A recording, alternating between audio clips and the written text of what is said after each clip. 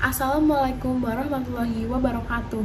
Perkenalkan, nama saya Amara Lutfi Maisa dengan NIM 22020123141402113, kelas A23.3, Prodi Ilmu Keperawatan 2023, Fakultas Kedokteran Universitas Diponegoro. Di sini saya akan menjelaskan pathway yang sudah saya gambarkan untuk tugas IDK 2, mengangkat dari masalah keperawatan gangguan eliminasi urin. Di sini saya mengambil pathway infeksi saluran kemih atau yang biasa disingkat dengan ISK. Sebelumnya saya juga akan menjelaskan sedikit pengertian.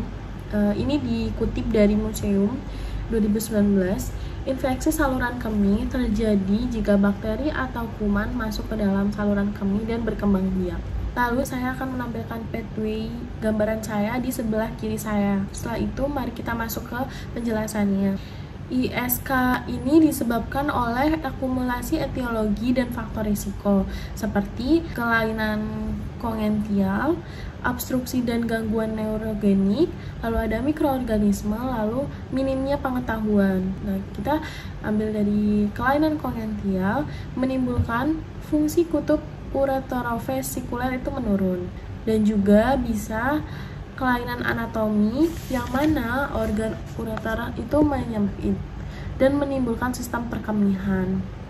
Lalu yang kedua ada obstruksi dan gangguan neurogenik, akan menyebabkan refleks pengaliran tidak lancar sehingga urin statis di FU atau vesika urinaria atau kandung kemih tersendat ya. Jika tersendat akan terjadinya penimbunan cairan dan kuman di kandung kemih. Nah, setelah terjadinya penimbunan cairan dan kuman tersebut, bahkan bisa terjadi reflux atau aliran balik. Jika terjadi aliran balik, akan menimbulkan cairan yang berlebih. Jadi, akan banyak cairan gitu, sehingga terjadinya perkembangan kuman yang meningkat. Lalu, diagnosa keperawatan yang dapat diambil adalah infeksi saluran kemih. ISK ini akan terjadi penimbunan cairan dan kuman yang akan menimbulkan distensi dan nyeri pinggang. Jika terjadi dalam kurun waktu yang lama akan menimbulkan refleks renointestin, dan hal ini dapat menimbulkan mual, muntah, anoreksia. Maka diagnosa keperawatan yang dapat diambil yaitu kekurangan volume cairan. Ini terjadi jika sudah lama ya dan tidak cepat ditangani. Lalu selanjutnya, ISK juga dapat disebabkan oleh mikroorganisme. Disebabkan karena kurang personal hygiene saluran kemih bawah dan kurangnya pengetahuan. Maka diagnosa keperawatan yang dapat diambil yaitu kurangnya pengetahuan. Lalu, jika kurangnya personal hygiene saluran kemih bawah, kuman itu akan berkembang biak di uretra. Lalu, akan menimbulkan perkembangan kuman yang lebih banyak.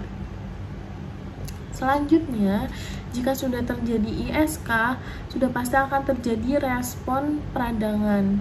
Gejala dari respon peradangan tersebut ada nyeri, ada demam, seperti itu. Lalu diagnosa keperawatan yang dapat diangkat adalah hipertermi.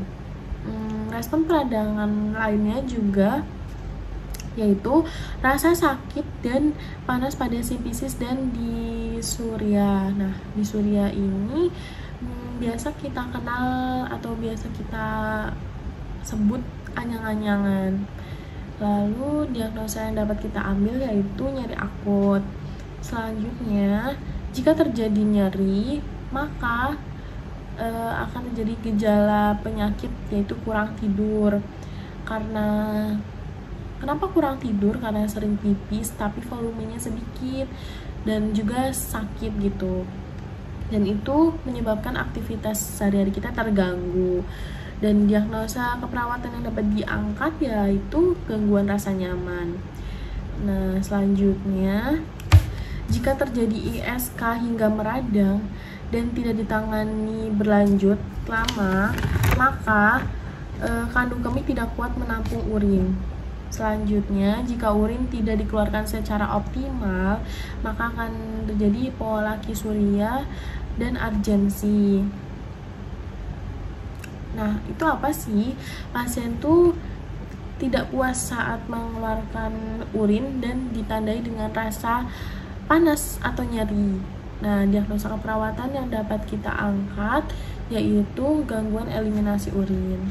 Mungkin cukup sekian penjelasan pathway infeksi saluran kemih dari saya. Kurang lebihnya mohon maaf. Wassalamualaikum warahmatullahi wabarakatuh.